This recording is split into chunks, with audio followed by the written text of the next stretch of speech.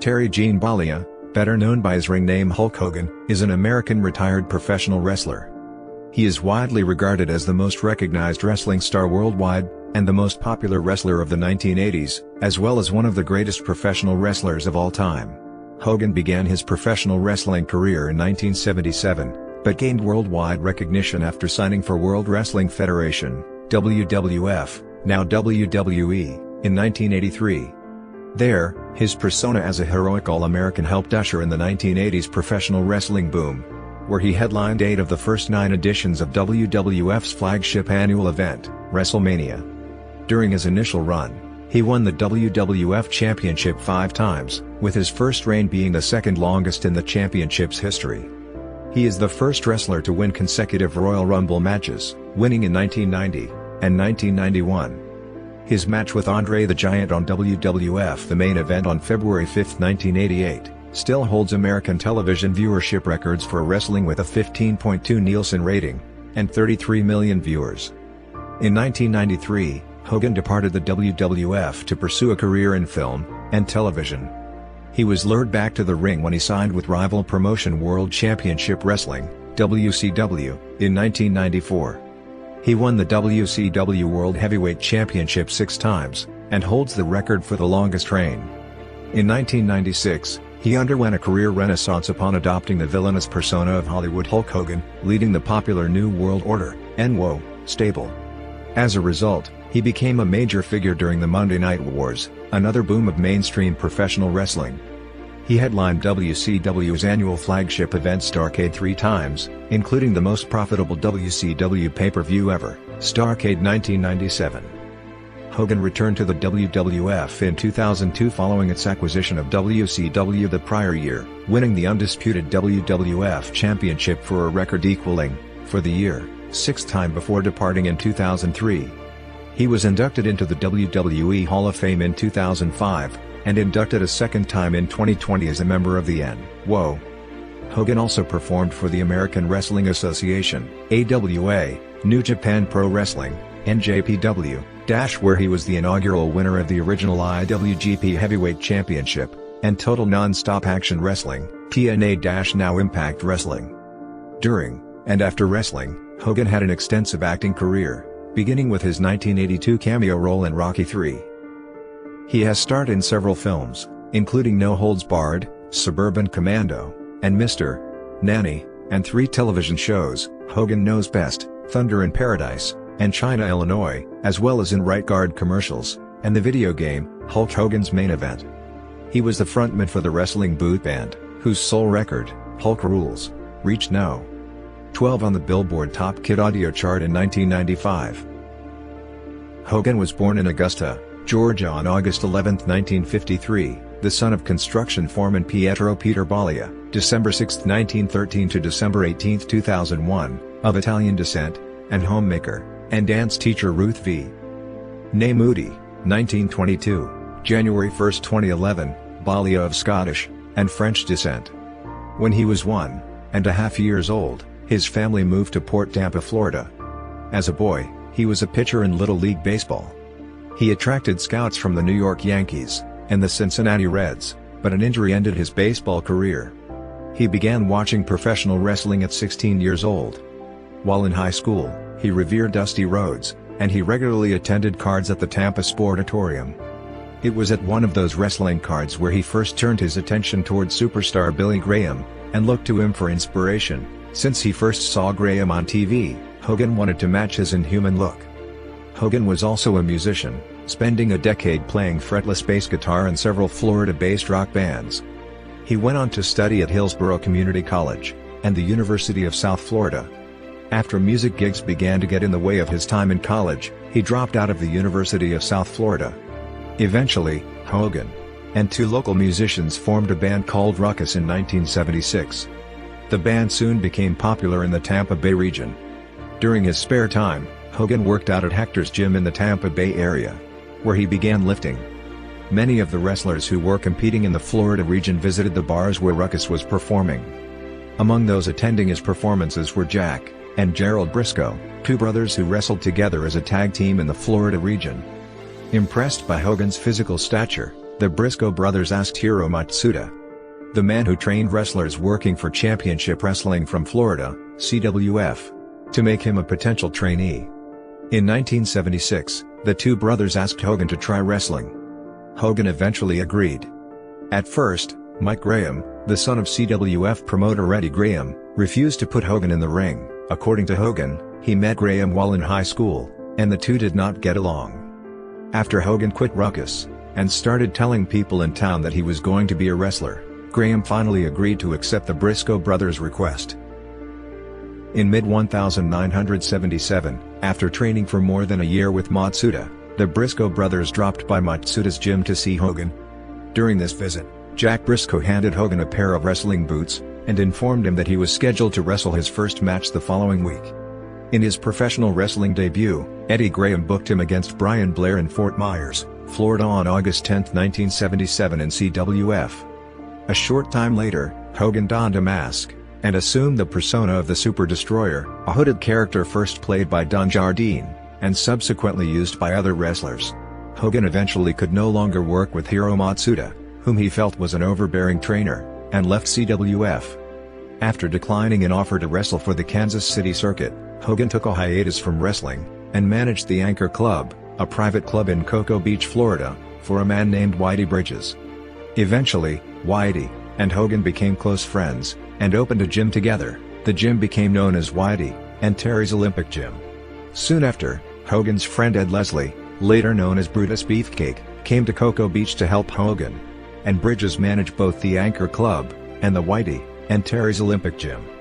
In his spare time, he and Leslie worked out in the gym together, and eventually, Beefcake developed a muscular physique. Hogan was impressed by Beefcake's physical stature, and became convinced that the two of them should wrestle together as tag team partners.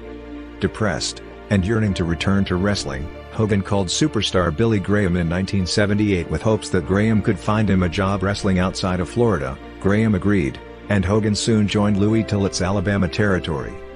Hogan also convinced Leslie, who had yet to become a wrestler, to come with him, and promised to teach him everything he knew about the sport. In Alabama, Hogan and Leslie wrestled as Terry and Ed Boulder, known as the Boulder Brothers. These early matches as a tag team with the surname Boulder being used by both men prompted a rumor among wrestling fans unaware of the inner workings of the sport that Hogan and Leslie were brothers, as few people actually knew their real names outside of immediate friends, family, and the various promoters the two worked for.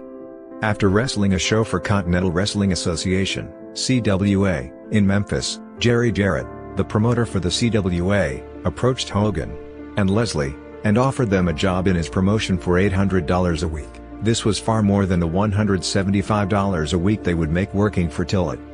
Hogan and Leslie accepted this offer, and left Tillett's territory. During his time in Memphis, Hogan appeared on a local talk show, where he sat beside Lou Ferrigno, star of the television series The Incredible Hulk. The host commented on how Hogan, who stood 6 feet 7 in, 201 centimeters, and weighed 295 pounds with 24-inch biceps, actually dwarfed the Hulk. Watching the show backstage, Mary Jarrett noticed that Hogan was actually bigger than Ferrigno, who was well known at the time for having large muscles. As a result, Hogan began performing as Terry the Hulk Boulder, and sometimes wrestled as Sterling Golden. On December 1, 1979, Hogan won his first professional wrestling championship, the NWA Southeastern Heavyweight Championship, Northern Division, recognized in Alabama and Tennessee, when he defeated Bob Roop in Knoxville, Tennessee. He dropped it in January 1980 to Bob Armstrong. He briefly wrestled in the Georgia Championship Wrestling, GCW, territory from September through December 1979 as Sterling Golden. Later that year, former NWA World Heavyweight Champion Terry Funk introduced Hogan to the company owner/promoter Vincent J. McMahon, who was impressed with his charisma and physical stature. McMahon, who wanted to use an Irish name, gave Hogan the last name Hogan, and also wanted him to dye his hair red. Hogan claims his hair was already beginning to fall out by that time, and he refused to dye it, simply replying, "I'll be a blonde Irish." Hogan wrestled his first match in the World Wrestling Federation, WWF, on November 17, defeating Harry Valdez on Championship Wrestling. He made his first appearance at Madison Square Garden, defeating Ted DiBiase after a bear hug. After the match, Hogan thanked DiBiase for putting him over, and told him that he owed him one, a favor he repaid during DiBiase's second run with the company in the late 1980s, and early 1990s as the $1 Million Man. McMahon gave Hogan former tag team champion Tony Altomare as chaperone and guide. At this time, Hogan wrestled Bob Backlund for the WWF Heavyweight Championship, and he started his first big feud with Andre the Giant, which culminated in a match with Andre at Shea Stadium in August 1980. During his initial run as a villain in the WWF, Hogan was paired with Classy Freddie Blassie, a wrestler-turned-manager. In 1980, Hogan began appearing in New Japan Pro Wrestling, NJPW, where Japanese wrestling fans nicknamed him Ichiban, number 1. Hogan first appeared on May 13, 1980, while he was still with the WWF. He occasionally toured the country over the next few years, facing a wide variety of opponents ranging from Tatsumi Fujinami to Abdullah the Butcher. When competing in Japan, Hogan used a vastly different repertoire of wrestling moves, relying on more technical, traditional wrestling holds, and maneuvers as opposed to the power-based, brawling style American fans became accustomed to seeing from him. In addition, Hogan used the Axe Bomber, a crooked arm lariat, as his finisher in Japan instead of the running leg drop that has been his standard finisher in America. Hogan still made appearances for the WWF, even unsuccessfully challenging Pedro Morales for the Intercontinental Championship on March 26, 1981. On June 2, 1983, Hogan became the first International Wrestling Grand Prix, IWGP, tournament winner, and the first holder of an early version of the IWGP Heavyweight Championship, defeating Antonio Inoki by knockout in the finals of a 10-man tournament. Since then, this championship was defended annually against the winner of the IWGP League of the Year until it was replaced by current IWGP Heavyweight Championship, that is defended regularly. Hogan and Inoki also worked as partners in Japan, winning the MSG, Madison Square Garden, Tag League Tournament 2 years in a row, in 1982, and 1983. In 1984, Hogan returned to NJPW to wrestle Inoki to defend the early version of the IWGP title after that Inoki won in the finals of the IWGP League, becoming the new No. 1 contender to the championship. Hogan lost the match, and title belt by countout, thanks to interference from Riki Choshu. Hogan also defended his WWF World Heavyweight Championship against Seiji Sakaguchi and Fujinami, among others, until ending his tour in Nagoya on June 13, losing to Inoki via countout in a championship match for the early version of the IWGP Heavyweight Championship. Hogan was the only challenger in the history of that title that didn't win the tournament to become the No. 1 contender to the championship. After filming his scene for Rocky III against the elder McMahon's wishes, Hogan made his debut in the American Wrestling Association, AWA, owned by Vern Gagne. Hogan started his AWA run as a villain, taking on luscious Johnny Valiant as his manager. This did not last for long as the AWA fans fell in love with Hogan's presence, and Hogan became the top fan favorite of the AWA, battling the Heenan family, and Nick Bockwinkel. Hogan's turn as a fan favorite came at the end of July 1981, when during a television taping that aired in August, Jerry Blackwell, after suffering a pinfall loss to Brad Rheingans, began beating down Rheingans, and easily fighting off anyone who tried to run in for the save. Hogan ran in, got the upper hand, and ran Blackwell from the ring. Hogan was eventually victorious in his feud with Blackwell, and by the end of 1981, gained his first title matches against Bockwinkel. After purchasing the company from his father in 1982, Vincent K. McMahon had plans to expand the territory into a nationwide promotion, and he hand-picked Hogan to be the company's showpiece attraction due to his charisma and name recognition. Hogan made his return at a television taping in St. Louis, Missouri on December 27, 1983, defeating Bill Dixon. On the January 7, 1984 episode of Championship Wrestling, Hogan confirmed his fan favorite status, for any WWF fans unaware of his late 1981 babyface turn, by saving Bob Backlund from a three-way assault by the Wild Samoans. Hogan's turn was explained simply by Backlund: "He's changed his ways. He's a great man. He's told me he's not gonna have Blassie around." The storyline shortcut was necessary because less than 3 weeks later, on January 23, Hogan won his first WWF World Heavyweight Championship, pinning the Iron Sheik, who had Blassie in his corner, in Madison Square Garden. The storyline accompanying the victory was that Hogan was a last-minute replacement for the Sheik's original opponent Bob Backlund, and became the champion by way of being the first man to escape the camel clutch, the Iron Sheik's finishing move. Immediately after the title win, commentator Gorilla Monsoon proclaimed, "Hulkamania is here." Hogan frequently referred to his fans as Hulkamaniacs in his interviews, and introduced his 3 demandments: training, saying prayers, and eating vitamins.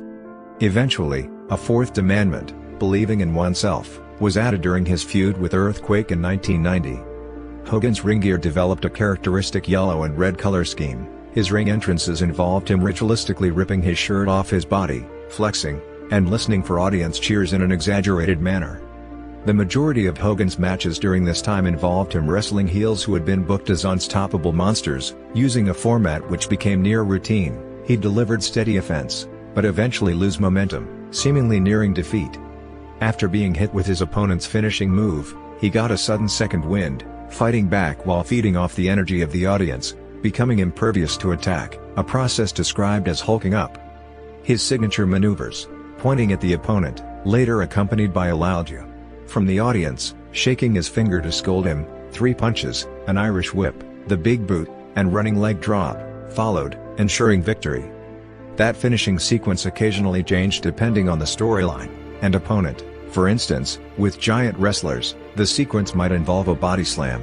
In 1984, similarities between Hogan's character and that of the Incredible Hulk led to a quitclaim deal between Titan Sports, Marvel Comics, and himself, wherein Marvel obtained the trademarks Hulk Hogan, Hulkster, and Hulkamania for 20 years, and Titan agreed to no longer refer to him as Incredible nor simply Hulk or ever dress him in purple or green. Marvel also subsequently received 9% of reportable gross merchandise revenue associated with Hogan, $100 for each of his matches, and 10% of Titan's portion of his other earnings under this name, or 10% of the earnings, if Titan held no interest. This extended to WCW, whose parent company Turner Broadcasting System merged with Time Warner in 1996, and became sister companies with Marvel rival DC Comics. As Hogan was well underway with the NWO storyline under the Hollywood Hogan ring name at the time, this avoided Time Warner the awkward situation of paying Marvel the rights to the name while owning its chief rival. In a story in 1988's Marvel Comics Presents number 45, a wrestler resembling Hogan was tossed through an arena roof by the Incredible Hulk, because he picked the wrong name. Over the next year, Hogan became the face of professional wrestling as McMahon pushed the WWF into a pop culture enterprise with the Rock and Wrestling Connection on MTV, drawing record houses, pay-per-view buy rates, and television ratings in the process. The centerpiece attraction for the first WrestleMania on March 31, 1985, Hogan teamed with legit friend, TV, and movie star Mr. T to defeat his arch-rival Rowdy Roddy Piper, and Mr. Wonderful Paul Orndorff when Cowboy Bob Orton, who had been in the corner of Piper and Orndorff, accidentally caused his team's defeat by knocking out Orndorff after he jumped from the top turnbuckle, and hit him in the back of the head with his arm cast in a shot meant for Hogan. On Saturday night's main event Hogan successfully defended the WWF World Heavyweight Championship against Orton in a match that Hogan won by disqualification. Hogan was named the most requested celebrity of the 1980s for the Make-A-Wish Foundation children's charity. He was featured on the covers of Sports Illustrated, the first, and as of 2013, only professional wrestler to do so, TV Guide, and People magazines, while also appearing on The Tonight Show, and having his own CBS Saturday morning cartoon titled Hulk Hogan's Rock and Wrestling. Hogan, as the premier WWF icon, headlined 7 of the first 8 WrestleMania events. He also co-hosted Saturday Night Live on March 30, 1985 during this lucrative run. NT reported that the 900 number information line he ran while with the WWF was the single biggest 900 number from 1991 to 1993. Hogan continued to run a 900 number after joining World Championship Wrestling, WCW. On Saturday night's main event too, he successfully defended the title against Nikolai Volkov in a flag match. He met longtime rival Roddy Piper in a WWF title match at the Wrestling Classic pay-per-view, PPV, event. Hogan retained the title by disqualification after Bob Orton interfered, and hit Hogan with his cast. Hogan had many challengers in the way as the new year began. Throughout 1986, Hogan made successful title defenses against challengers such as Terry Funk, Don Morocco, King Kong Bundy, in a steel cage match at WrestleMania 2, Paul Orndorff, and Hercules Hernandez. In the fall of 1986, Hogan occasionally wrestled in tag team matches with the Machines as Hulk Machine under a mask copied from NJPW's gimmick Super Strong Machine. At WrestleMania 3 in 1987, Hogan was booked to defend the title against Andre the Giant, who had been the sport's premier star, and was pushed as undefeated for the previous 15 years. A new storyline was introduced in early 1987. Hogan was presented a trophy for being the WWF World Heavyweight Champion for 3 consecutive years. Andre the Giant, who was Hogan's good friend, came out to congratulate him. Shortly afterward, Andre was presented a slightly smaller trophy for being undefeated in the WWF for 15 years. Hogan came out to congratulate Andre, who walked out in the midst of Hogan's speech. Then, on an edition of Piper's Pit, Hogan was confronted by Bobby the Brain Heenan, who announced that Andre was his new protege, and Andre challenged Hogan to a title match at WrestleMania 3, where Hogan successfully defended the WWF World Heavyweight Championship against Andre the Giant. During the match, Hogan hit a body slam on the 520-pound Andre, which was dubbed the body slam heard around the world, and won the match after a leg drop. Hogan remained WWF World Heavyweight Champion for 4 years, 1,474 days. In front of 33 million viewers, Hogan finally lost the title to Andre on the Main Event after a convoluted scam involving the $1 Million Man Ted DiBiase, and Earl Hebner, who assumed the place of his twin brother Dave Hebner, the match's appointed referee. After Andre delivered a belly-to-belly suplex on Hogan, Hebner counted the pin while Hogan's left shoulder was clearly off the mat. After the match, Andre handed the title over to DiBiase to complete their business deal. As a result, the WWF World Heavyweight Championship was vacated for the first time in its 25-year history because then WWF President Jack Tunney decreed the championship could not be sold from one wrestler to another. At WrestleMania 4, Hogan participated in a tournament for the vacant WWF World Heavyweight Championship to regain it. He and Andre were given a bye into quarterfinals, but their match resulted in a double disqualification. Later that night in the main event, Hogan came to ringside to stop Andre interfering, which helped Macho Man Randy Savage defeat Ted DiBiase to win the title. Together, Hogan, Savage, and manager Miss Elizabeth formed a partnership known as the Mega Powers. After Savage became WWF World Heavyweight Champion at WrestleMania 4, they feuded with the Mega Bucks, Andre the Giant, and Ted DiBiase, and defeated them at the main event of the first SummerSlam. They then went on to feud with Slick's Twin Towers, Akeem, and Big Boss Man. In mid-1988, Hogan wrestled at house shows in singles competition with his war bonnet, a red and yellow gladiator helmet with a fist-shaped crest. This was notably used to give Bad News Brown his first WWF loss at a Madison Square Garden house show before it was discarded altogether. The war bonnet gimmick was revisited in the WWE's online comedy series Are You Serious? In 2012. The Mega Powers began to implode due to Savage's burgeoning jealousy of Hogan, and his paranoid suspicions that Hogan and Elizabeth were more than friends. At the Royal Rumble in 1989, Hogan eliminated Savage from the Royal Rumble match while eliminating Bad News Brown, which caused tension, only to be eliminated by the Twin Towers himself.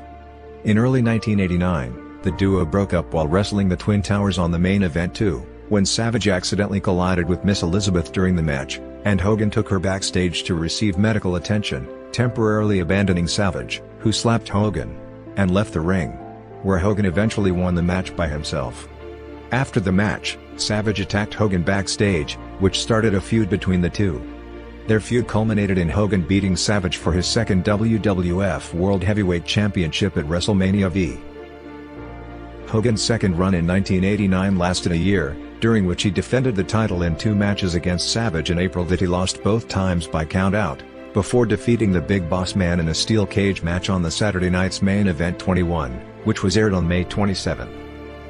In May on WWF on Nielsen, Hogan retained the title by losing once again by count-out against Savage. This was also the last time the WWF World Heavyweight Championship was referred to as such during a televised title defense, as Hogan's next successful title defense against the Honky Tonk Man on Saturday night's Main Event 22 saw the title being renamed, and referred simply as the WWF Championship. Also during Hogan's second reign as champion, he starred in the movie No Holds Barred, which was the inspiration of a feud with Hogan's co-star Tom Lister Jr., who appeared at wrestling events as his movie character, Zeus, an unstoppable monster who was jealous over Hogan's higher billing, and wanted revenge. Hogan easily beat Zeus in a series of matches across the country during late 1989, beginning with a tag team match at SummerSlam, in which Hogan and Brutus Beefcake topped Zeus and Savage.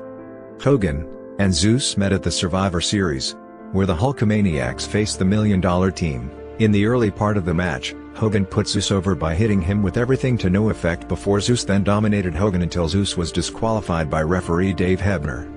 Hogan and Beefcake then defeated Zeus and Savage in a rematch at the No Holds Barred pay-per-view to end the feud. Hogan also had defeated Savage to retain the WWF Championship in their official WrestleMania rematch on October 10, at United Kingdom-only pay-per-view first WWF UK event at London Arena. During his second reign as the WWF Champion, Hogan won the 1990 Royal Rumble match, before losing to Intercontinental Champion The Ultimate Warrior in a title versus title match at WrestleMania VI on April 1, 1990. Hogan soon became embroiled in a heated feud with the 468-pound Earthquake, who had crushed Hogan's ribs in a sneak attack on the Brother Love show in May 1990. On television, announcers explained that Hogan's injuries and his WrestleMania VI loss to Warrior both took such a huge toll on his fighting spirit that he wanted to retire. Viewers were asked to write letters to Hogan and send postcards asking for his return. They got a postcard-sized picture in return, autographed by Hogan, as a thank you. Hogan returned by SummerSlam, and he for several months dominated Earthquake in a series of matches across the country. His defeat of this overwhelmingly large foe caused Hogan to add a fourth demandment, believing in yourself, and he also became known as the Immortal Hulk Hogan. Hogan became the first wrestler to win 2 Royal Rumble matches in a row, as he won the 1991 Royal Rumble match. At WrestleMania 7, Hogan stood up for the United States against Sergeant Slaughter, defeating him for his third WWF Championship, and then defeating him again in the rematch at United Kingdom-only pay-per-view UK Rampage at London Arena. In the fall of 1991, Hogan was challenged by Ric Flair, the former NWA World Heavyweight Champion who recently arrived in the WWF. The challenge went unmet, as Hogan lost the WWF Championship to The Undertaker at Survivor Series. Jack Tunney immediately granted Hogan a rematch at this Tuesday in Texas 6 days later, which he won. Flair had interfered in both matches, and due to the resulting controversy, the title was again declared vacant. The WWF Championship was decided at the 1992 Royal Rumble in the Royal Rumble match, but Hogan failed to regain the championship as he was eliminated by friend Sid Justice, and in turn caused Sid to be eliminated, leaving Flair the winner and new champion. Hogan and Sid patched things up and teamed together on Saturday night's Main Event 30 against Flair and Undertaker, but during the match Sid abandoned Hogan, starting their feud. At WrestleMania 8, Hogan defeated Sid via disqualification due to interference by Sid's manager Harvey Whippleman. Hogan was then attacked by Papa Shango, and was saved by the returning Ultimate Warrior. At this time, news sources began to allege that George Zaorian, a doctor for the Pennsylvania State Athletic Commission, had been selling steroids illegally to wrestlers in general, and Hogan in particular. Hogan appeared on an episode of the Arsenio Hall show to deny the allegations.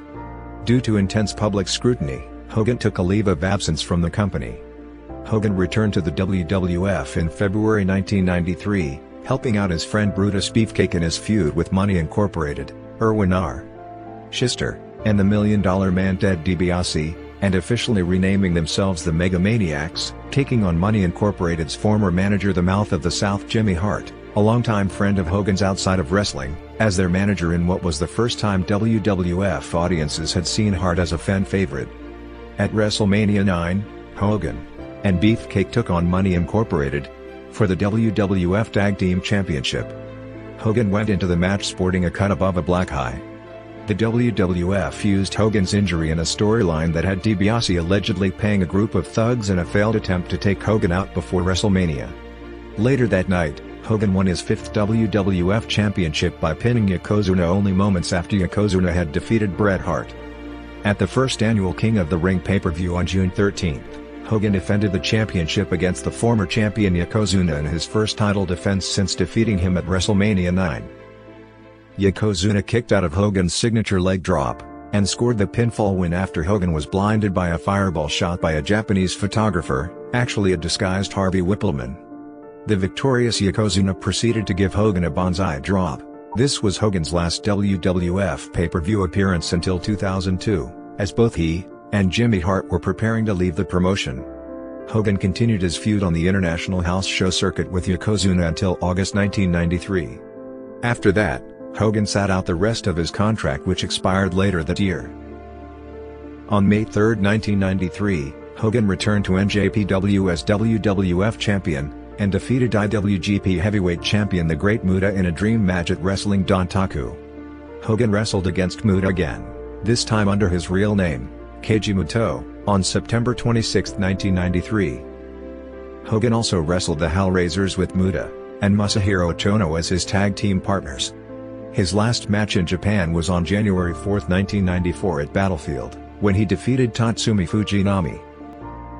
Starting in March 1994, Hogan began making appearances on WCW television, as interviewer Gene Okerlund, who was now a WCW employee, visited him on the set of Thunder in Paradise episodes. Hype then built over whether Hogan should remain with Thunder in Paradise or instead join WCW, and have an opportunity to wrestle Ric Flair. On the May 28, 1994 episode of WCW Saturday Night, Hogan tore up his Thunder in Paradise contract, and stated he was now willing to quit the show and return to wrestling, and Okerlund issued a telephone survey asking if people wanted to see Hogan in WCW. On June 11, 1994, Hogan officially signed with Ted Turner's World Championship Wrestling, WCW, in a ceremony that was held at Disney MGM Studios. The next month, with Jimmy Hart as his manager, Hogan won the WCW World Heavyweight Championship in his debut match, defeating Ric Flair in a dream match at Bash at the Beach. Hogan continued his feud with Flair, who defeated him by countout on the Clash of the Champions 28, thus Hogan retained the title, which culminated in a steel cage match, with Flair's career on the line, and Mr. P as the special guest referee, that Hogan won.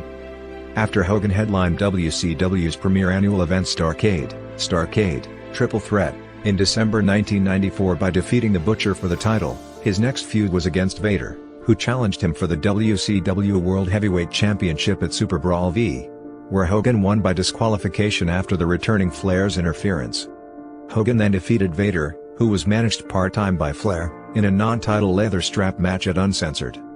Because of the controversial ending caused once again by Flair at Uncensored, Hogan's feud with Vader culminated in a steel cage match for the WCW World Heavyweight Championship at Bash at the Beach, where Hogan won by escaping the cage. After successfully retaining the WCW World Heavyweight Championship against Big Bubba Rogers and Lex Luger in two separate matches on Nitro in September 1995. The October 9, 1995 broadcast of Nitro was Hogan's first appearance in an all-black attire. Hogan feuded with the Dungeon of Doom, which led to a War Games match at Fall Brawl where Hogan's team, Lex Luger, Randy Savage, and Sting, won. Hogan's 15-month title reign, which is the longest WCW World Heavyweight Championship reign in the title history at 469 days, ended when he lost the WCW World Heavyweight Championship to the Giant at Halloween Havoc via disqualification.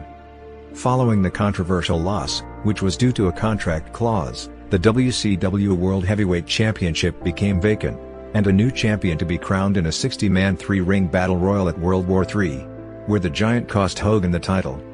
This led to a steel cage match between Hogan and the Giant at Super Brawl Vi, where Hogan won to end their feud.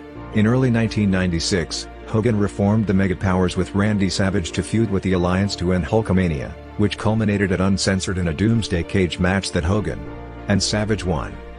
After coming out victorious from his feuds, Hogan began to only appear occasionally on WCW programming. At Bash at the Beach in 1996, during a six-man tag team match pitting the Outsiders, Kevin Nash, and Scott Hall, against WCW loyalists, Hogan interfered on behalf of Nash and Hall, attacking Randy Savage, thereby turning heel for the first time in nearly 15 years. After the match, Hogan delivered a promo, accosting the fans and WCW for underappreciating his talent and drawing power, and announcing the formation of the New World Order, and whoa! The new stable gained prominence in the following weeks and months.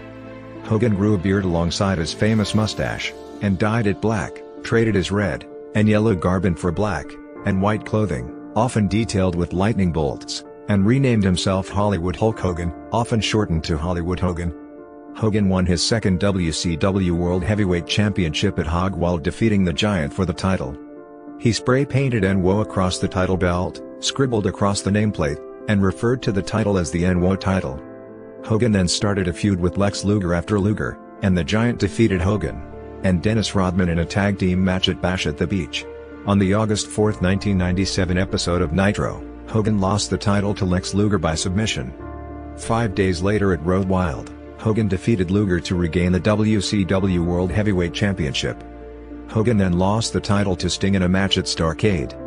In the match, WCW's newly contracted Bret Hart accused referee Nick Patrick of fast-counting a victory for Hogan, and had the match restarted, with himself as referee.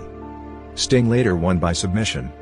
After a rematch the following night on Nitro, where Sting controversially retained the title, the WCW World Heavyweight Championship became vacant.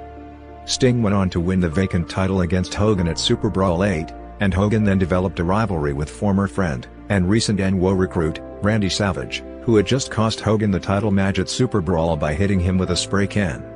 The feud culminated in a steel cage match at Uncensored, which ended in a no contest. Savage took the WCW World Heavyweight Championship from Sting at Spring Stampede, while Hogan teamed with Kevin Nash to take on Roddy Piper and the Giant in the first ever bat match.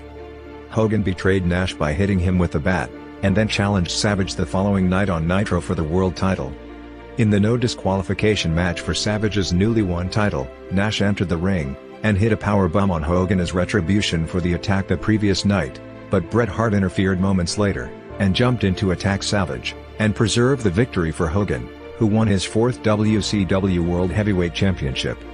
Nash's attack on him signified a split of the NWO into two separate factions. Hogan's became NWO Hollywood, and Nash's became NWO Wolfpack, that feuded with each other for the remainder of the year. Hogan defended the title until July of that year, when WCW booked him in a match against newcomer, and then WCW United States Heavyweight Champion Goldberg, who had yet to lose a match in the company. Late in the match, Hogan was distracted by Karl Malone, and Goldberg pinned Hogan to win the WCW World Heavyweight Championship. Hogan spent the rest of 1998 wrestling celebrity matches. His second tag team match with Dennis Rodman pitted them against Diamond Dallas Page and Karl Malone at Bash at the Beach, and at Road Wild he and Eric Bischoff lost to Page and Jay Leno thanks to interference from Kevin Eubanks. Hogan also had a critically panned rematch with the Warrior at Halloween Havoc, where his nephew Horace aided his victory. On the Thanksgiving episode of The Tonight Show with Jay Leno, Hogan officially announced his retirement from professional wrestling, as well as his candidacy for President of the United States. Campaign footage aired on Nitro of Hogan and Bischoff holding a press conference, making it appear legitimate. Both announcements were false, and made as publicity stunts to draw some of the hype of Jesse Ventura's Minnesota gubernatorial win back to him. After some time off from WCW, Hogan returned on the January 4, 1999, episode of Nitro to challenge Kevin Nash for the WCW World Heavyweight Championship, which Hogan won for the fifth time, but many people found the title change to be scandalous. As a result, the warring factions of the NWO reunited into one group, which began feuding with Goldberg and the Four Horsemen. Hogan lost the WCW World Heavyweight Championship to Ric Flair at Uncensored in a steel cage first blood match. Later, Hogan was severely injured in a Texas tornado match for the WCW World Heavyweight Championship featuring him, Diamond Dallas Page, Flair, and Sting at Spring Stampede. On the July 12 episode of Nitro, Hogan made his return as a face for the first time in 3 years, and accepted an open challenge from Savage, who had won the WCW World Heavyweight Championship at Bash at the Beach the night before in a tag team match by pinning Kevin Nash. Thanks to interference from Nash, Hogan defeated Savage to win his sixth and final WCW World Heavyweight Championship. Nash turned on him the next week, and the two began a feud that lasted until Road Wild. On August 9, 1999, Hogan started the night dressed in the typical black and white, but after a backstage scene with his son came out dressed in the traditional red and yellow for his main event six-man tag team match. Hogan then defeated Nash in a retirement match at Road Wild to retain the WCW World Heavyweight Championship. Injuries and frustrations mounted, and he was absent from television from October 1999 to February 2000. In his book Hollywood Hulk Hogan, Hogan said that he was asked to take time off by newly hired head of creative booking Vince Russo, and was not told when he would be brought back at the time. Despite some reservations, he agreed to do so. On October 24 at Halloween Havoc, Hogan was to face Sting for the WCW World Heavyweight Championship. Hogan came to the ring in street clothes, lay down for the pin, and left the ring. Soon after his return in February 2000, at Bash at the Beach on July 9, Hogan was involved in a controversial work with Vince Russo. Hogan was scheduled to challenge Jeff Jarrett for the WCW World Heavyweight Championship. Before the match, there was a backstage dispute between Hogan and Russo. Hogan wanted to take the title, but Russo was going to have Jarrett win and lose it to Booker T. Russo told Hogan that he was going to have Jarrett lie down for him, simulating a real conflict, although Jarrett was not told it was a work. When the bell rang, Jarrett lay down in the middle of the ring while Russo threw the WCW World Heavyweight Championship belt in the ring, and yelled at Hogan from ringside to pin Jarrett. A visibly confused Hogan complied with a foot on Jarrett's chest after getting on the microphone and telling Russo, "Is this your idea, Russo? That's why this company is in the damn shape it's in. Because of bullshit like this." After winning, and being announced as the new WCW World Heavyweight Champion, Hogan immediately took the WCW title belt. Moments later, Russo returned to the ring, angrily proclaiming this would be the last time fans would ever see that piece of shit in a WCW stadium. This is also when the public discovered, through Russo, the creative control clause that Hogan had, which meant that Hogan could control what would happen with his own character, without anyone else telling him no.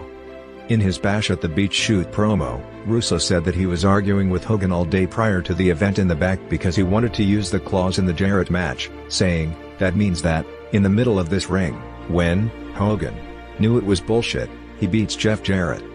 Since Hogan refused to job to Jarrett, a new WCW World Heavyweight Championship was created, setting the stage for a title match between Booker T and Jarrett later that night. As a result, Hogan filed a defamation of character lawsuit against Russo soon after, which was eventually dismissed in 2002. Russo claims the whole thing was a work, and Hogan claims that Russo made it a shoot.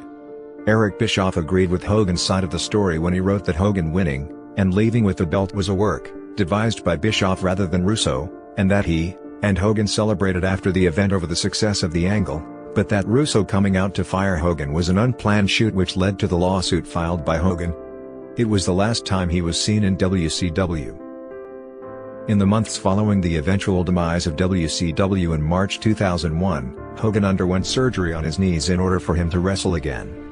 As a test, Hogan worked a match in Orlando, Florida for the Excitement Wrestling Federation (XWF) promotion run by his longtime handler Jimmy Hart. Hogan defeated Curt Hennig in this match, and felt healthy enough to accept an offer to return to the WWF in February 2002. At No Way Out in February 2002, Hogan returned to the WWF as a heel. Returning as leader of the original NWO with Scott Hall and Kevin Nash, the three got into a confrontation with The Rock, and cost Stone Cold Steve Austin a chance at becoming the undisputed WWF champion against Chris Jericho in the main event. The NWO feuded with both Austin and The Rock, and Hogan accepted The Rock's challenge to a match at WrestleMania X8, where Hogan asked Hall and Nash not to interfere, wanting to defeat The Rock by himself. Despite the fact that Hogan was supposed to be the heel in the match, the crowd cheered for him heavily. The Rock cleanly won the contest, and befriended Hogan at the end of the bout, and helped him fight off Hall and Nash, who were upset by Hogan's conciliatory attitude. After the match, Hogan turned face by siding with The Rock, though he continued wearing black and white tights for a few weeks after WrestleMania X8 until he resumed wearing his signature red and yellow tights. During this period, the Hulk Rules logo of the 1980s was redone with the text Hulk Still Rules, and Hogan also wore the original Hulk Rules attire 12 years earlier, when he headlined WrestleMania V at the same arena, in the Sky Dome. For a time, he was still known as Hollywood Hulk Hogan, notably keeping the Hollywood Hogan-styled blonde mustache with black beard while wearing Hulkamania-like red and yellow tights, and using the Voodoo Child entrance theme music he used in WCW. On the April 4th episode of SmackDown, Hogan feuded with Triple H, and defeated him for the undisputed WWF Championship at Backlash, thus becoming the last ever WWF champion before the initials dispute against the World Wildlife Fund. On May 19 at Judgment Day, Hogan lost the WWE Undisputed Championship to The Undertaker. After losing a number 1 contender match for the WWE Undisputed Championship to Triple H on the June 6 episode of SmackDown, Hogan began feuding with Kurt Angle, resulting in a match between the two at the King of the Ring, which Angle won by submission. On the July 4 episode of SmackDown, Hogan teamed with Edge to defeat Billy and Chuck and capture the WWE Tag Team Championship for the first time. They celebrated by waving the American flag as the overjoyed audience sang along to Hogan's theme song Real American. They lost the belts to the UN Americans, Christian, and Lance Storm, at Vengeance. In August 2002, Hogan was used in an angle with Brock Lesnar, culminating in a main event singles match on the August 8 episode of SmackDown, which Lesnar won by technical submission. The match was called after Hogan became unconscious from a bear hug hold. Lesnar became only the second WWE wrestler to defeat Hogan by submission, after Kurt Angle, and the first to defeat Hogan by having the match called. Following the match, Lesnar continued to beat on Hogan, leaving him bloody and unconscious in the ring. As a result of Lesnar's assault, Hogan went on hiatus until early 2003, shaving off his black beard and dropping Hollywood from his name in his return. Hogan battled The Rock, who had turned heel, once again at No Way Out, and lost, and defeated Mr. McMahon at WrestleMania 19 in a street fight billed as 20 years in the making. After WrestleMania, he had a run as the masked Mr. America, who was supposed to be Hogan in disguise, wearing a mask. He used Hogan's Real American as an entrance theme, and all of Hogan's signature gestures, moves, and phrases. He was the subject of a storyline that took place after Hogan was forced by Mr. McMahon to sit out the rest of his contract. A WWE pre-debut push took place with mysterious Mr. America promos airing for weeks during SmackDown. There was also on-screen discussion on SmackDown between then General Manager Stephanie McMahon and other players concerning her hiring Mr. America sight unseen. On May 1, Mr. America debuted on SmackDown on a Piper's Pit segment. McMahon appeared and claimed that Mr. America was Hogan in disguise. Mr. America shot back by saying, "I am not Hulk Hogan, brother," lampooning Hogan's use of brother in his promos. The feud continued through the month of May, with a singles match between Mr. America and Hogan's old rival Roddy Piper at Judgment Day, a match Mr. America won.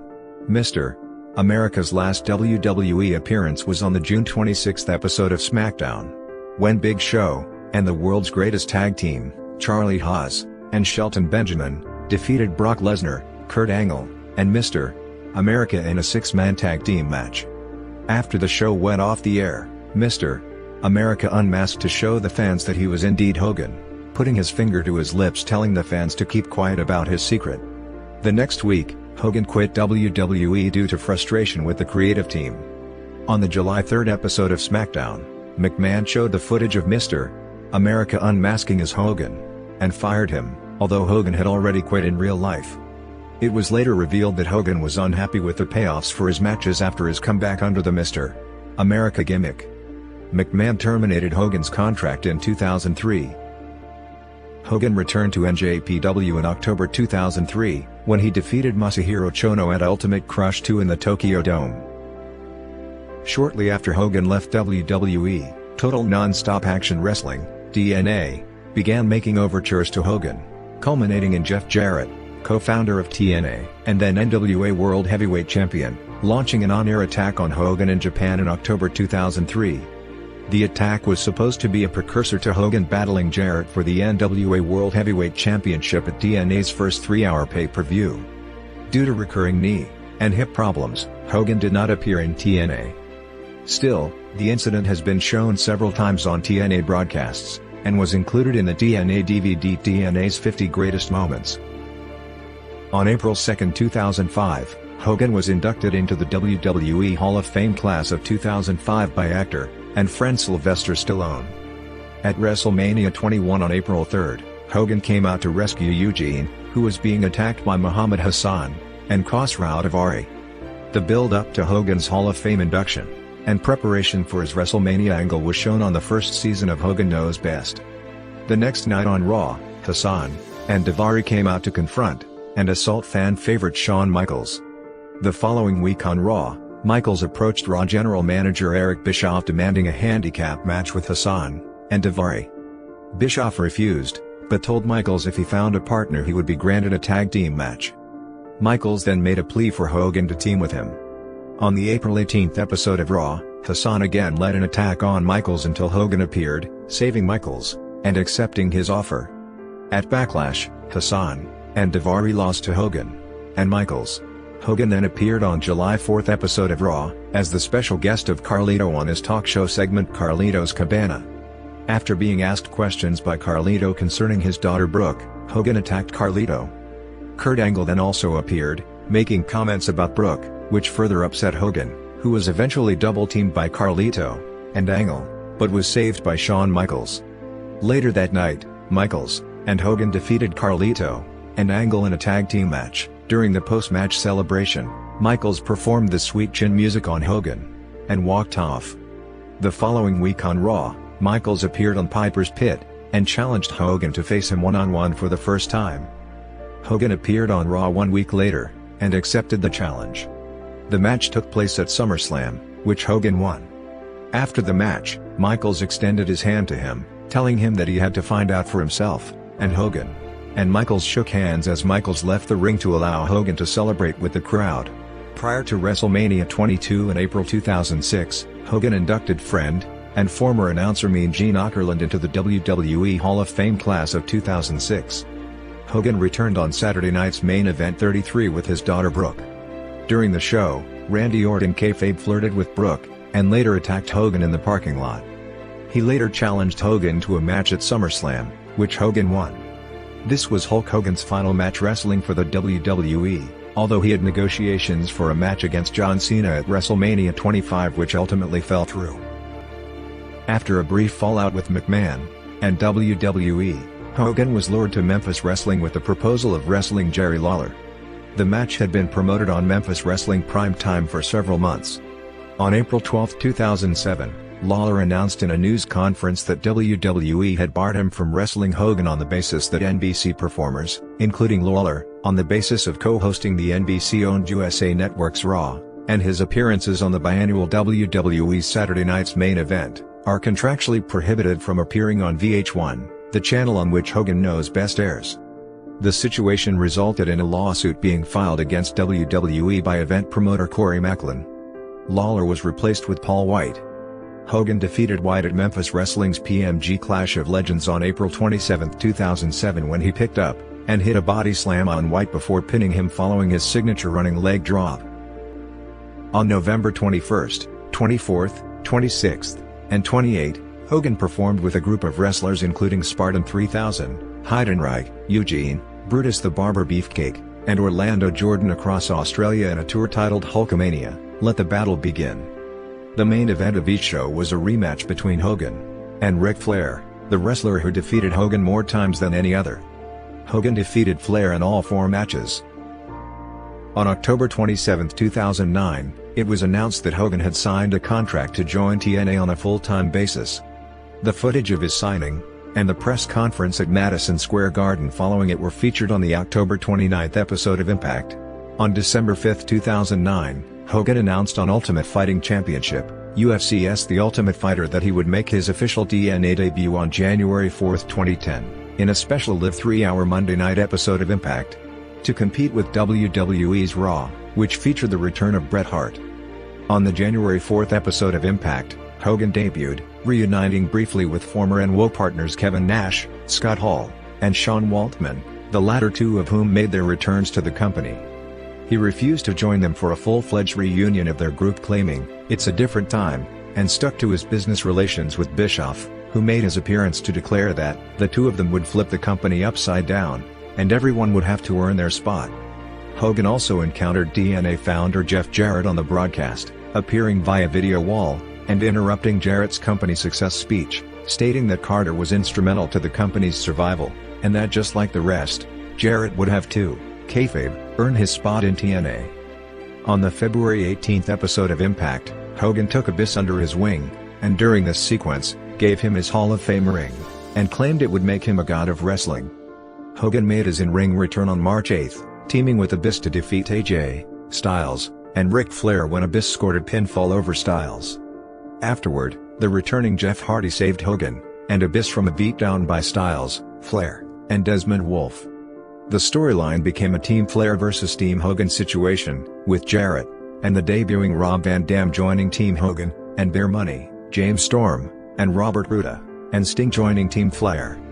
At Lockdown, Team Hogan, Hulk Hogan, Abyss, Jeff Jarrett, Jeff Hardy, and Rob Van Dam defeated Team Flair, Ric Flair, Sting, Desmond Wolfe, Robert Roode, and James Storm, in a lethal lockdown match.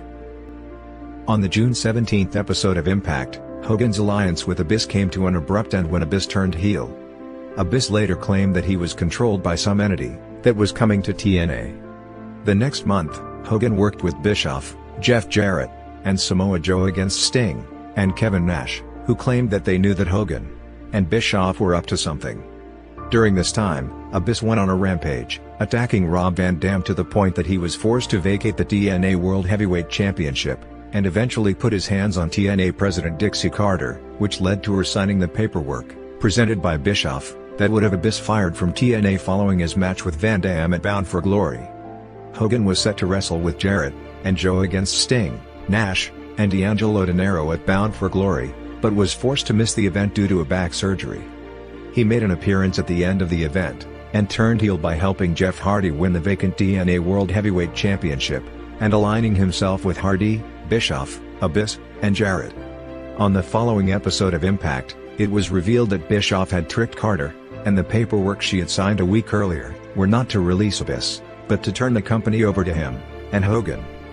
Meanwhile, Bischoff's and Hogan's new stable, now known as Immortal, formed an alliance with Ric Flair's Fortune. Dixie Carter returned on the November 25 episode of Reaction, informing Hogan and Bischoff that a judge had filed an injunction against the two on her behalf over not having signatory authority, indefinitely suspending Hogan from TNA. During his absence, Hogan underwent a potentially career-ending spinal fusion surgery on December 21, 2010. Hogan returned to TNA on the March 3, 2011 episode of Impact, declaring himself as the new owner of TNA, having won the court battle against Dixie Carter. In April, he began hinting at a possible return to the ring to face the TNA World Heavyweight Champion, Sting.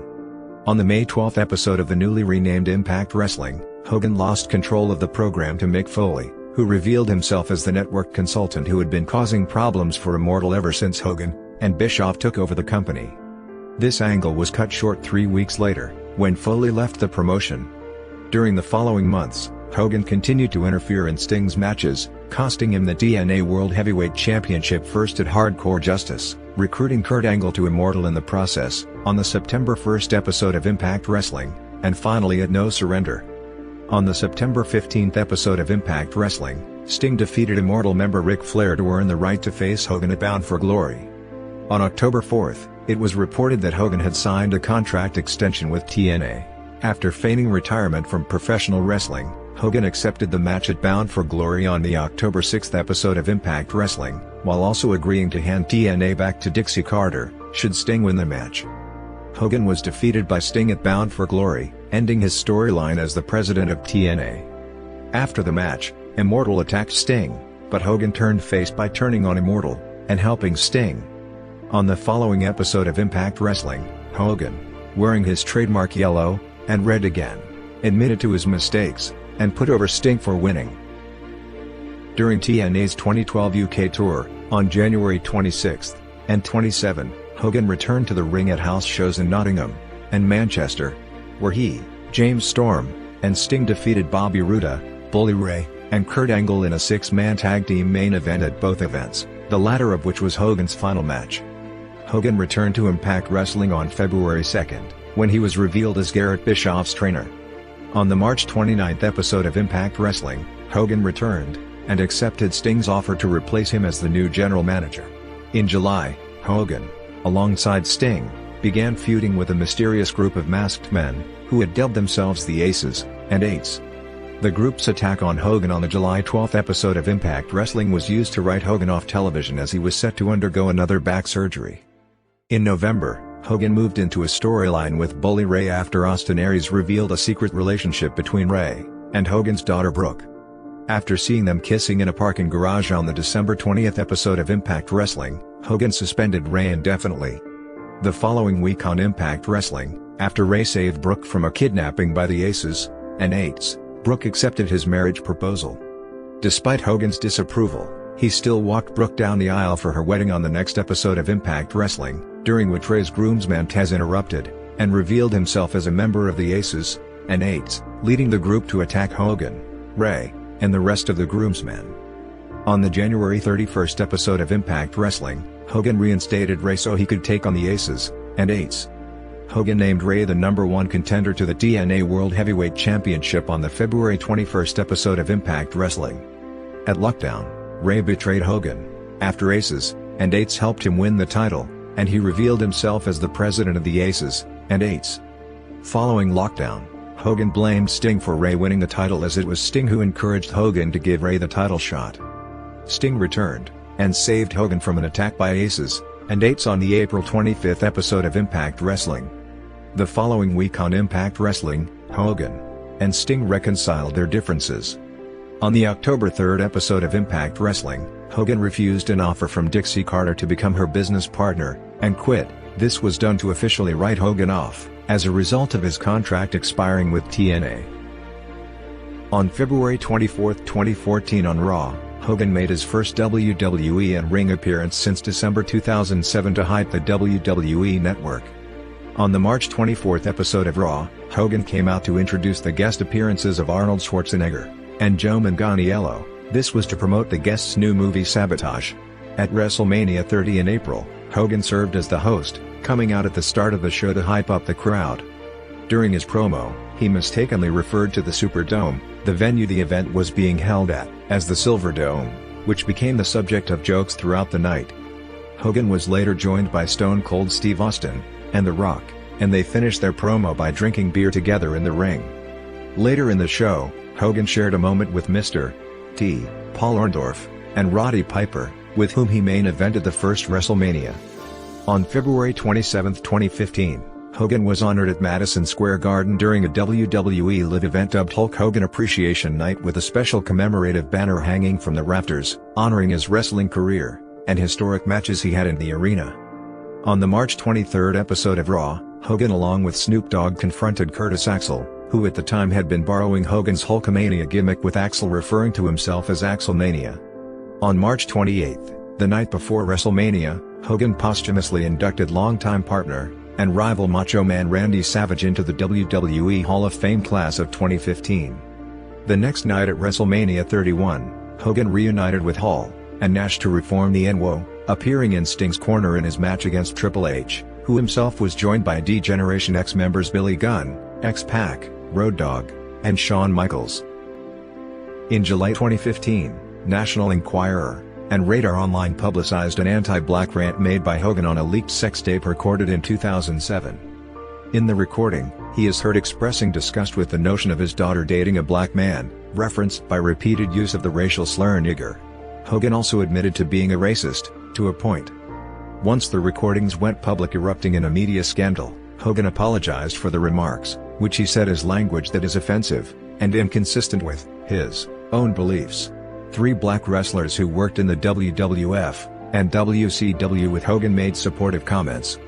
Virgil commented, "Hogan has never given me a reason to believe he is a racist," while Dennis Rodman said he most certainly is not a racist, and Kamala added, "I do not think Hogan meant harm by saying that. Hogan is my brother until he decides not to be." Black wrestlers working in the WWE made different comments. Mark Henry said he was pleased by WWE's no-tolerance approach to racism response, and that he was hurt and offended by Hogan's manner and tone. Booker T said he was shocked and called the statements unfortunate. On July 24, WWE terminated their contract with Hogan, stating that they are committed to embracing and celebrating individuals from all backgrounds, although Hogan's lawyer said Hogan chose to resign. A day prior, WWE removed almost all references to Hogan from their website, including his listing as a judge for Tough Enough, his merchandise from WWE Shop, and his entry from its WWE Hall of Fame page. He was still listed in the Hall of Fame entry of the official WWE Encyclopedia released in October 2016. His DLC appearance from WWE 2K15 was taken down from sale, and his character was cut from that upcoming WWE 2K16 game during development. In response to the controversy, Mattel stopped producing Hogan action figures, while Hogan's merchandise was taken down from online stores of Target, Toys R Us, and Walmart. On July 28, Radar Online reported that Hogan had also used homophobic slurs on the leaked sex tape. Days later, it was reported that Hogan had used racist language in a 2008 call to his then-imprisoned son, Nick, and also said that he hoped they would not be reincarnated as black males. Hogan gave an interview with ABC on August 31 in which he pleaded forgiveness for his racist comments, attributing these to a racial bias inherited from his neighborhood while growing up. Hogan claimed that the term nigger was used liberally among friends in Tampa. Former neighbors disputed this claim. In the time that followed, numerous African Americans associated with wrestling expressed some level of support for Hogan, including The Rock, Dennis Rodman, Booker T, Kamala, Virgil, Mr. T, Mark Henry, Big E, and D'Angelo Dinero, who stressed his forgiveness of Hogan, whom he saw as having made a positive mark on humanity for over 3 decades. On July 15, 2018, Hogan was reinstated into the WWE Hall of Fame. Later that same night, he was invited backstage to WWE's Extreme Rules pay-per-view event, and was briefly mentioned on the event's kickoff show. Hogan made his on-screen return on November 2, 2018, as the host of Crown Jewel. Hogan next appeared on the January 7, 2019 episode of Raw to present a tribute to his longtime friend and colleague Mean Gene Okerlund, who had died 5 days prior. It was the first time Hogan had appeared in a WWE ring in North America since his 2015 firing. Hogan subsequently appeared on a WWE Network special where he spoke further of his relationship with Okerlund. Hogan inducted his Megamaniacs tag team partner and longtime friend Brutus Beefcake into the WWE Hall of Fame on April 6, 2019. The following night at WrestleMania 35, he made a surprise appearance at the beginning of the show alongside WrestleMania host Alexa Bliss, welcoming fans to the event, and parodying his gaffe from WrestleMania 30, when he incorrectly referred to the Superdome as the Silverdome. On the June 17, 2019, Raw, WWE aired a Hogan interview about the U.S. Women's World Cup soccer team. On the July 22, 2019, Raw, Hogan appeared as part of the Raw Reunion special. Hogan was one of the speakers during the Toast to Raw segment along with Steve Austin. On September 30, 2019 episode of Raw, he and Ric Flair unveiled a 10-man tag team match for Crown Jewel. Hogan and Flair made multiple appearances on shows with their teams leading up to the event, which saw Hogan manage his team to victory. Hogan made it public knowledge that he hoped to have one more match in the WWE, including during an interview with the Los Angeles Times. On December 9, 2019, it was announced that Hogan would be inducted into the WWE Hall of Fame a second time as a member of the New World Order, together with fellow former NWO stablemates Kevin Nash, Scott Hall, and Sean Waltman. Hogan made his only appearance of 2020 on WWE's non-WWE network programming when he appeared via satellite on the February 14, 2020 episode of SmackDown to speak about the Hall of Fame. He was interrupted by Bray Wyatt, as Hogan warned him about his upcoming match with Goldberg. The 2020 Hall of Fame ceremony was subsequently delayed due to the COVID-19 pandemic, and aired on April 6, 2021. Hogan made his first appearance of 2021 on the January 4 episode of Raw, which was a special Legends Night episode. He opened the show introducing the H-Phone, his spin on an iPhone. He appeared in a backstage segment with Jimmy Hart, Drew McIntyre, and Sheamus, where he gave his approval to McIntyre, the current WWE Champion. He also watched the championship main event match between McIntyre and Keith Lee on stage with the rest of the guest legends. It was announced on the March 19, 2021, episode of WWE SmackDown he would co-host WrestleMania 37 with Titus O'Neil. Hogan opened both nights of WrestleMania 37 with O'Neil, appeared in multiple segments with Bayley, which led to a return of the Bella Twins, who attacked Bayley, and was introduced during the Hall of Fame celebration with Nash, Hall, and Waltman. On January 23, 2023, Hogan appeared live alongside Jimmy Hart to open the WWE Raw's 30 show, celebrating the 30th anniversary of Raw. Hogan has been described as one of the largest attractions in professional wrestling history, and a major reason why Vince McMahon's expansion of his promotion worked. Wrestling historian and journalist Dave Meltzer stated that you can't possibly overrate his significance in the history of the business. And he sold more tickets to wrestling shows than any man who ever lived. Hogan's match with Andre the Giant on February 5, 1988 holds American television records for a wrestling audience with a 15.2 Nielsen rating, and 33 million viewers. Fellow wrestler Cody Rhodes has said numerous times that Hogan's WrestleMania X8 match with The Rock is the greatest match in wrestling history, and that it epitomized what professional wrestling is.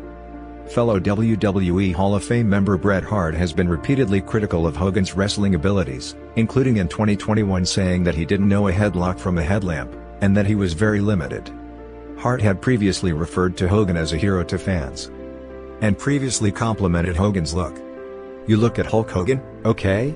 Unbelievable look, 6 feet 8 inches with the 24 inches pythons, it's an incredible look. When he walks in the room, the whole room stops. Like, you see it. He has got, like, legs stuck on his shoulders. His arms are as big as somebody's legs." Former writer Vince Russo, who Hogan had previously sued, said that more wrestlers in 2022 should wrestle like Hogan, as opposed to the modern-day style acrobats. Hogan himself has previously said he is number 2 behind Ric Flair, who he said is the greatest wrestler of all time. On February 20, 2019, it was announced that Chris Hemsworth would portray him in a biopic, directed by Todd Phillips. Hogan created and financed a restaurant called Pastamania located in the Mall of America in Bloomington, Minnesota. It opened on the Labor Day weekend of 1995, and was heavily promoted on World Championship Wrestling's live show Monday Nitro. The restaurant, which remained in operation for less than a year, featured such dishes as Hulk Hughes and Hulkaroos. In interviews on The Tonight Show and Late Night with Conan O'Brien, Hogan claimed that the opportunity to endorse what came to be known as the George Foreman Grill was originally offered to him, but when he failed to respond in time, Foreman endorsed the grill instead. Instead, Hogan endorsed a blender, known as the Hulk Hogan Thunder Mixer. He has since endorsed a grill known as the Hulk Hogan Ultimate Grill. In 2006, Hogan unveiled Hogan Energy, a drink distributed by Saco Energy. His name and likeness were also applied to a line of microwavable hamburgers, cheeseburgers, and chicken sandwiches sold at Walmart called Hulkster Burgers. On November 1, 2011, Hogan launched a new website called Hogan Nutrition, which features many nutritional and dietary products. On New Year's Eve 2012, Hogan opened a beachfront restaurant called Hogan's Beach, located in the Tampa area. The restaurant dropped Hogan's name in October 2015. Hogan later opened Hogan's Hangout in Clearwater Beach. In September 2008, Hogan's net worth was revealed to be around $30 million. In September 2011, Hogan revealed that his lavish lifestyle and divorce had cost him hundreds of millions of dollars, and nearly bankrupted him. In October 2007, Hogan transferred all trademarks referring to himself to his liability company named Hogan Holdings Limited. The trademarks include Hulk Hogan, Hollywood Hulk Hogan, Hulkster, Hogan Knows Grillin', Hulkamania.com, and Hulkapedia.com. In April 2008, Hogan announced that he would lend his license to video game developer Gameloft to create Hulkamania Wrestling for mobile phones.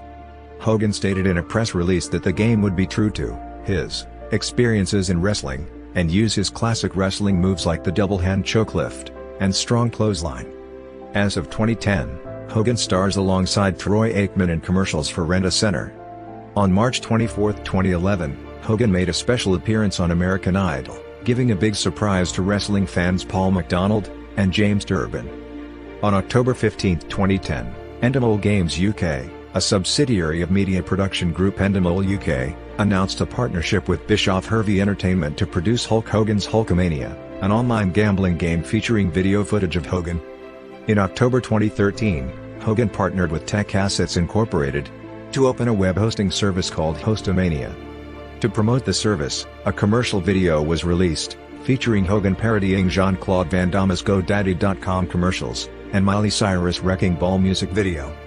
On November 21, 2013, Hulk Hogan and GoDaddy.com appeared together on a live hangout on air on Google+, where Hulk Hogan had a casual conversation about Hostomania, fans, and business. Hogan became a distributor for multi-level marketing company Visalis Sciences after looking for business opportunities outside of wrestling. Hogan supports the American Diabetes Association. Hogan's crossover popularity led to several television and movie roles. Early in his career, Hogan played the part of Thunderlips in Rocky III, 1982. He also appeared in No Holds Barred, 1989, before starring in family films Suburban Commando, 1991, Mr. Nanny, 1993, Santa with Muscles, 1996, and Three Ninjas, High Noon at Mega Mountain, 1998. Hogan also appeared in 1992 commercials for Right Guard deodorant. He starred in his own television series, Thunder in Paradise, in 1994. He is the star of The Ultimate Weapon, 1997, in which Brutus Beefcake also appears in a cameo. Hogan also starred in a pair of television movies, originally intended as a pilot for an ongoing series for TNT, produced by Eric Bischoff. The movies, Shadow Warriors, Assault on Devil's Island, and Shadow Warriors, Hunt for the Death Merchant, starred Hogan alongside Carl Weathers and Shannon Tweed as a freelance mercenary team. In 1995, he appeared on TBN's Kids Against Crime. Hogan made cameo appearances in Muppets from Space, Gremlins 2, The New Batch, The Theatrical Cut, and Spy Hard as himself. Hogan also played the role of Zeus in Little Hercules in 3D. Hogan also made 2 appearances on the A-Team, in 1985 and 1986, along with Roddy Piper. He also appeared on Suddenly Susan in 1999. In 2001, Hogan guest-starred on an episode of Walker, Texas Ranger. Hogan has become a busy voice actor in later years, making guest voice spots on Robot Chicken and American Dad, and as a primary actor in the Cartoon Network/Adult Swim series China, Illinois. On July 10, 2005, VH1 premiered Hogan Knows Best, a reality show which centered around Hogan, his then wife Linda, and their children Brooke and Nick. In July 2008, a spin-off entitled Brooke Knows Best premiered, which focused primarily on Hogan's daughter Brooke. Hogan hosted the comeback series of American Gladiators on NBC in 2008. He also hosted and judged the short-lived reality show, Hulk Hogan's Celebrity Championship Wrestling. Hogan had a special titled Finding Hulk Hogan on A&E on November 17, 2010. In 2015, Hogan was a judge on the 6th season of Tough Enough, alongside Paige and Daniel Bryan, but due to the scandal, he was replaced by The Miz after episode 5. Hogan released a music CD, Hulk Rules, as Hulk Hogan and the Wrestling Boot Band. Green Jelly released a duet with Hogan, performing Gary Glitter's song I'm the Leader of the Gang, I Am. He has also made cameos in several music videos. From her self-named show, Dolly, the music video for Dolly Parton's wrestling-themed love song Headlock on My Heart features Hogan as Starlight Starbright. In the music video Pressure by Belly featuring Genuine, Hogan and his daughter Brooke both made brief cameo appearances. Hogan was a regular guest on Bubba the Love Sponge's radio show. He also served as the best man at Bubba's January 2007 wedding. On March 12, 2010, Hogan hosted his own radio show, titled Hogan Uncensored, on Sirius Satellite Radio's Howard 101. The wrestling figure checklist records Hogan as having 171 different action figures, produced between the 1980s and 2010s from numerous manufacturers and promotions. Hogan provided his voice for the 2011 game Saints Row, the third as Angel de la Muerte, a member of the Saints. In October 2011, he released a video game called Hulk Hogan's Main Event. A likeness of him, as Rex Kwandu, is featured as a playable police officer in This Is the Police. Hulk Hogan and Hollywood Hogan are featured in the following licensed wrestling video games. On March 27, 1985, just days prior to the inaugural WrestleMania, Richard Belzer requested on his cable TV talk show Hot Properties that Hogan demonstrate one of his signature wrestling moves. After consistently refusing but being egged on by Belzer, Hogan put Belzer in a modified guillotine choke, which caused Belzer to pass out. When Hogan released him, Belzer hit his head on the floor, sustaining a laceration to the scalp that required a brief hospitalization. Belzer sued Hogan for $5 million, and later settled out of court. On October 20, 2006, on the Bubba the Love Sponge show, it was claimed, with Hogan in the studio, that the settlement totaled $5 million, half from Hogan and half from Vince McMahon. During his June 23, 2008, appearance on Sirius Satellite Radio's The Howard Stern Show, Belzer suggested that the real settlement amount was actually closer to $400,000. In 1994, Hogan, having received immunity from prosecution, testified in the trial of Vince McMahon relating to shipments of steroids received by both parties from WWF physician George T. Zaorian. Under oath, Hogan admitted that he had used anabolic steroids since 1976 to gain size and weight, but that McMahon had neither sold him the drugs nor ordered him to take them. The evidence given by Hogan proved extremely costly to the government's case against McMahon. Due to this, and jurisdictional issues, McMahon was found not guilty. In April 2012, a sex tape between Hogan and Heather Clem, the estranged wife of radio personality Bubba the Love Sponge, emerged online. On October 4, 2012, Gawker released a short clip of the video. In the video, Bubba can be heard saying that the couple can do their thing, and he will be in his office. At the end of the video, he can also be heard telling Heather, "If we ever need to retire, here is our ticket." Hogan later told Howard Stern on his satellite radio show that, "It was a bad choice, and a very low point, and I was with some friends, and made a wrong choice. It has devastated me, I have never been this hurt." On October 15, 2012, Hogan filed a lawsuit against Bubba and Heather Clem for invading his privacy. A settlement with Bubba was announced on October 29, 2012. Clem publicly apologized to Hogan. In December 2012, a federal court, the United States Court of Appeals for the 11th Circuit, found that Gawker's publication of the video snippet did not violate U.S. copyright law. Hogan then joined Gawker in the ongoing action against Heather Clem in state court in Florida, alleging invasion of privacy, negligent, and intentional infliction of emotional distress, and seeking $100 million in damages. On October 1, 2015, the New York Post reported that a Florida judge granted Hogan access to Gawker's computer system for a forensic expert to search Gawker's computers and office. Hogan sued Gawker for $100 million for defamation, loss of privacy, and emotional pain, and on March 18, 2016, was awarded $115 million. Also, on August 11, 2016, a Florida judge gave Hogan control of the assets of A.J. Delario, former Gawker editor-in-chief, who was involved in the posting of Hogan's sex tape. Silicon Valley billionaire Peter Thiel helped Hogan to finance his lawsuit against Gawker Media. On November 2, 2016, Gawker reached a $31 million settlement with Hogan. On December 18, 1983, Hogan married Linda Claridge. They have a daughter Brooke, born May 5, 1988, and a son Nick, born July 27, 1990. Hogan made his personal life the centerpiece of the television show Hogan Knows Best, which included his wife and 2 children. According to an interview in the National Enquirer, Christiane Plant claimed that Hogan had an affair with her in 2007 while the Hogan family was shooting Hogan Knows Best. Plant was 33 years old at the time, and had worked with Brooke Hogan on her 2006 album. On November 20, 2007, Linda filed for divorce in Pinellas County, Florida. In November 2008, Linda claimed to the public that she made the decision to end her marriage after finding out about Hogan's affair. In his 2009 autobiography, Hogan acknowledged that Linda on numerous occasions suspected he was having infidelities whenever he developed friendships with other women, but denied allegations that he ever cheated on her. Hogan only retained around 30% of the couple's liquid assets, totaling around $10 million in the divorce settlement. Hogan considered committing suicide after the divorce, and credits Layla Ali, his co-star on American Gladiators, with preventing him from doing so. Hogan has been in a relationship with Jennifer McDaniel since early 2008. The two were engaged in November 2009, and married on December 14, 2010, in Clearwater, Florida.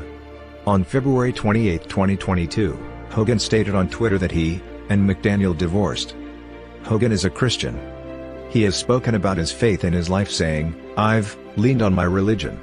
I was saved when I was 14. I accepted Christ as my Savior. He died on the cross, and paid for my sins. I could have went the wrong way. I could have self-destructed, but I took the high road." Hogan has suffered numerous health problems, particularly with his back, since retiring as a wrestler following the years of heavyweight training and jolting as a wrestler. In January 2013, Hogan filed a medical malpractice lawsuit against the Laser Spine Institute for $50 million, citing that the medical firm persuaded him to undergo a half-dozen unnecessary and ineffective spinal operations that worsened his back problems. He claimed that the 6 procedures he underwent over a period of 19 months only gave him short-term relief. After the procedures failed to cure his back problems, Hogan underwent traditional spinal fusion surgery in December 2010, which enabled him to return to his professional activities. In addition, the Laser Spine Institute used his name on their advertisements without his permission. Hogan was honored as the 2008 King of the Crew of Bacchus, a New Orleans carnival organization. Hogan visited the Children's Hospital of New Orleans, and rode in the parade where he threw doubloons with his likeness.